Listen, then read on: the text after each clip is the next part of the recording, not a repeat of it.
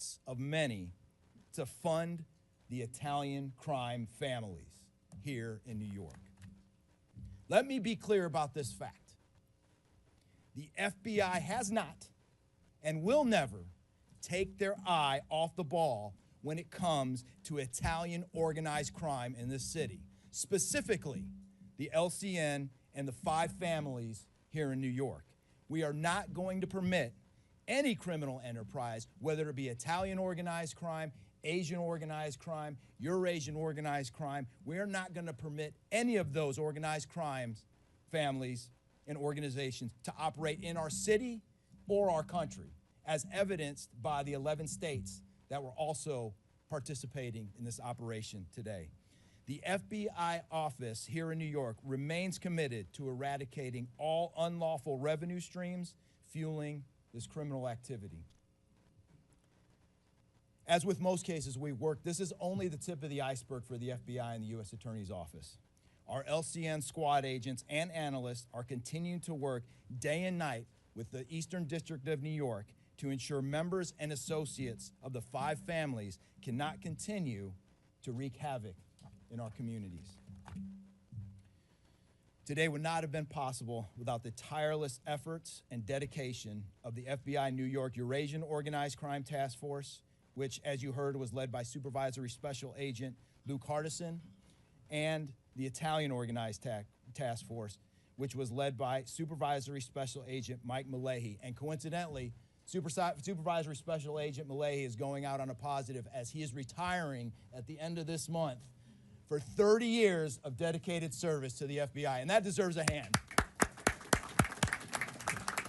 He's what we call a legend here at FBI New York. Additionally, obviously, we cannot do this alone without our partners. I want to extend my appreciation to Homeland Security Investigations Special Agent in Charge, Ricky Patel.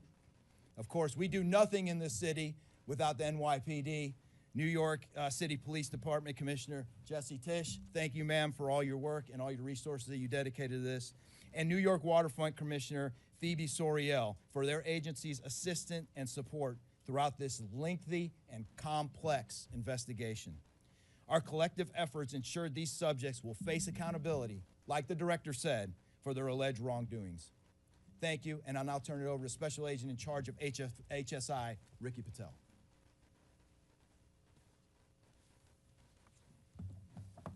Thanks, Chris. Good afternoon, everyone. My name is Ricky Patel. I'm the Special Agent in charge for Homeland Security Investigations here in New York. This morning, hundreds of special agents and investigators with HSI, the FBI, the New York Waterfront Commission, and the NYPD descended upon the homes of individuals who for years have operated with the false sense of impunity, a false sense of incivility. In the early hours of today, across 9 states coast to coast, dozens of defendants were arrested and will face the consequences of their alleged crimes. This was their wake-up call. With the alleged involvement of 3 La Cosa Nostra crime families, 1 NBA head coach, a Hall of Famer, no less, and former NBA players, the years of investigative work that culminated with this morning's operation seem reminiscent of a Hollywood movie. But this wasn't luck, and this wasn't theatrics. This was an evidence-driven, relentless, and unified effort among law enforcement. Through what we have dubbed Operation Royal Flush, HSI New York, along with our task force personnel from the Waterfront Commission, first uncovered this scheme more than 4 years ago. Agents and investigators dedicated countless hours and sleepless nights in identifying the criminal network, dissecting communications and patterns, and following the money with precision.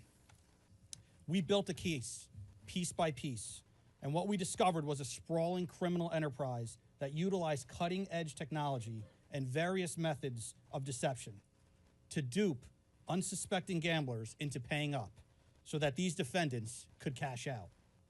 As alleged, this sophisticated conspiracy cheated victims out of at least $7 million and placed the public and the defendants alike at risk. This case involved global reach, financial depth, and the patience to dismantle complex financial criminal enterprises from the inside out. When criminal organizations attempt to launder profits through our country, HSI connects the dots and shuts it down. To anyone who thinks intimidation, fraud, or violence will shield their profits, understand this. If you are exploiting our communities, expect HSI and all of our law enforcement partners at your door. I would like to thank all our partners here today. Obviously, the United States Attorney's Office for the Eastern District of New York, the Waterfront Commission, the FBI, the NYPD, and the prosecutors that will carry this forward. Today's arrests are not an endpoint. They are the start of accountability.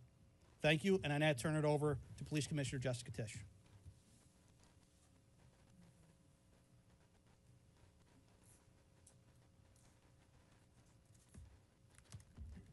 Good morning. Thank you to Director Patel, Assistant Director Rea, and U.S. Attorney Nocella. What we're announcing today is not just another takedown. It's the result of more than 2 years of coordinated investigative work by the NYPD's Joint Organized Crime Task Force and the FBI. 2 cases that exposed criminal networks led by 34 individuals who believed the rules did not apply to them. They hid behind layers of complexity, behind money, and behind influence, believing those things would shield them from accountability. The first case, Operation Nothing But Bet, exposed a gambling ring built around professional basketball, where players and associates allegedly used inside information to manipulate prop bets on major sports betting platforms. They placed wagers on unders on players to score less,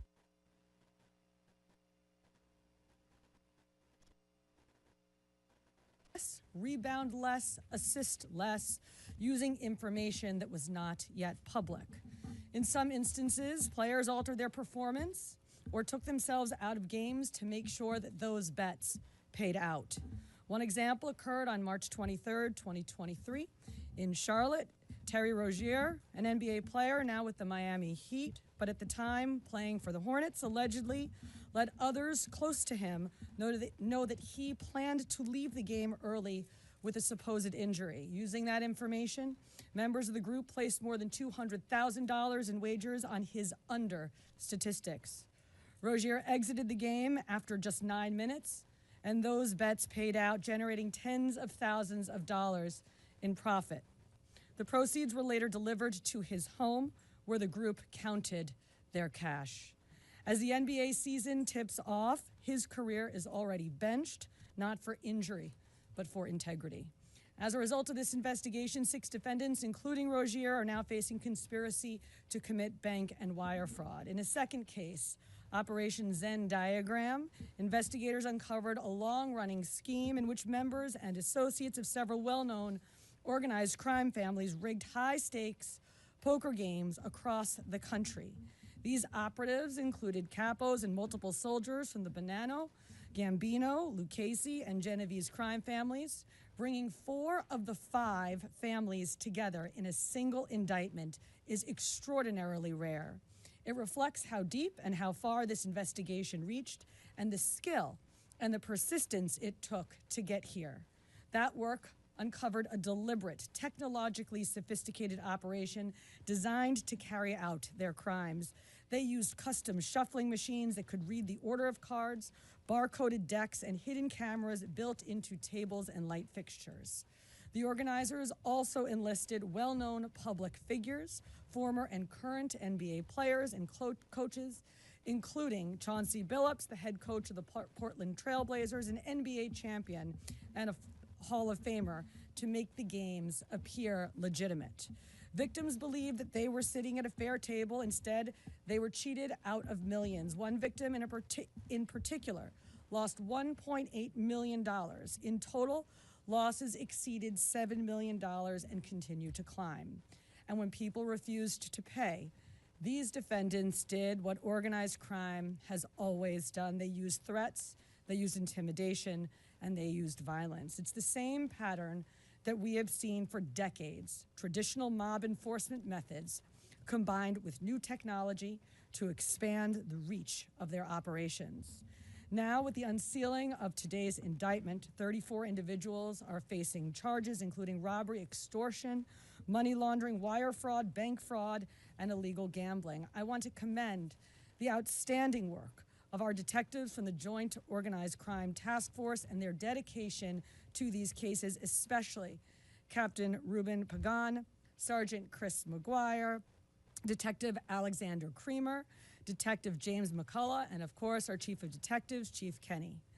As part of these investigations, our members recovered and reviewed thousands of hours of video, conducted extensive surveillance on illegal gambling locations across the city, and executed more than 24 search warrants on electronic records that revealed the true extent of this conspiracy. Once again, the work of our detectives, together with the FBI and the U.S. Attorney's Office, closed those gaps before they could widen further. The NYPD is proud to stand with each of you today, as these cases represent the kind of partnership that defines modern law enforcement agencies, sharing intelligence, coordinating resources, and moving as one team. Thank you.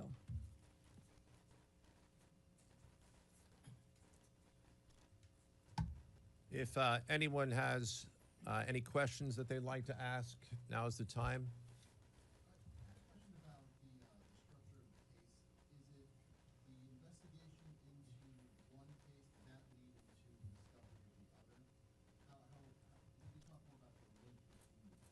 I'm not at liberty to discuss either the background of the investigation itself or the investigation as it continues. So I'm afraid I can't really explain to you other than the fact that both cases have been unsealed today, and there was an overlap that has been discussed already with respect to certain of the defendants. Yes.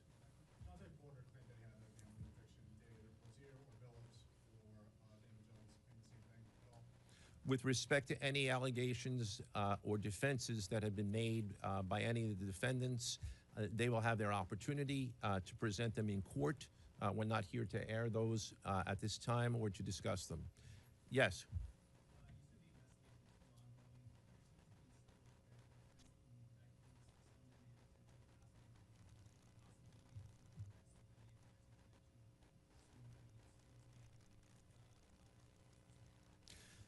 As I said, I can't discuss ongoing investigations. The investigation is ongoing, which by definition means that there will be further evidence uncovered at a minimum, and there's always that possibility, but I can't comment any further with respect to that. Yes? Director Patel, you had said in your comments, we're going to take heat for this case. Why do you say that, and what efforts might you take to counter it? It's not popular to go after some of the defendants that we went after today, but justice is served blindly. And how do we countermand that? Simple. The unsealing of these indictments today shows the force of the Department of Justice and our great Attorney General and the leadership that we have at the FBI and the team here to specifically mete out justice. And look, let's not, mince words. This is the insider trading saga for the NBA. That's what this is. That's why we are going to take heat. But as the evidence comes out, as the indictments are unsealed, you will see the extensive work these men and women put in, countless hours over years, and that's how we countermand it.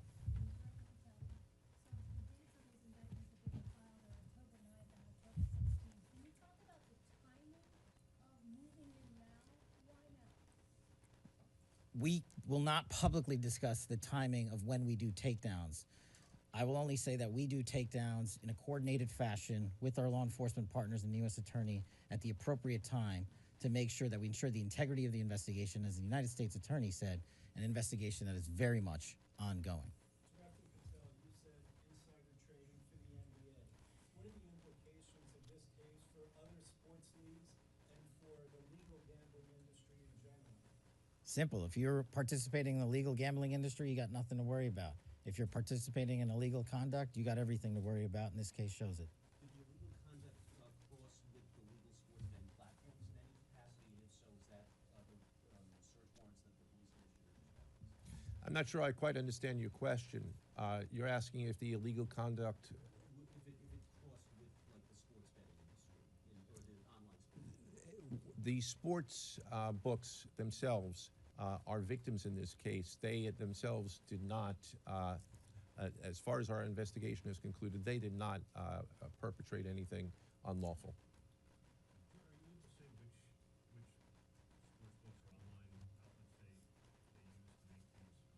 I'm not going to respond to that at this time, but that information will be made public. Yes. Can you identify the access point where these co-conspirators were able to recruit these, famous people to partake in the schemes? When you say the access point, They were able to recruit them. I'm not sure which case you're referring to. So Well, Rozier, how he was recruited, Damon Jones and the NBA scandal, and then Phillips for the cocaine. we're not at liberty to say that at this time. That will be revealed in due course. Yes. What is your question, sir? Hey, thanks for being here. You just said that the sports books themselves are the victims, at least in the indictment involving Terry Rozier and others. They're among the victims. Okay, but those companies make, as we all know, they make a crazy amount of money off of a lot of everyday Americans make bets and mostly lose them. Are you concerned with a jury potentially not being sympathetic in a case where the victims, as you say, are these multi-million or billion-dollar gambling companies? Let me repeat that all of the defendants themselves are presumed innocent. We believe that at a trial, when they have the opportunity to present their defenses, if they chose, because they're not required to, we will come forward with the evidence to demonstrate their guilt. Yes.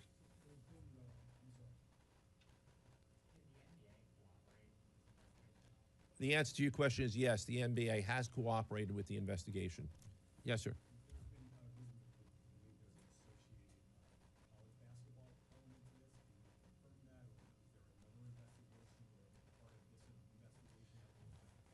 The investigations that we announced today did not involve college basketball. Next question. Yes. There was an emphasis on the Italian crime presence, organized crime in New York. Can you give us a sense of the strength and status of Italian organized crime in New York right now? No, I'm sorry. That would be a question that goes beyond what we're here to discuss today, which is these two indictments. Thank you.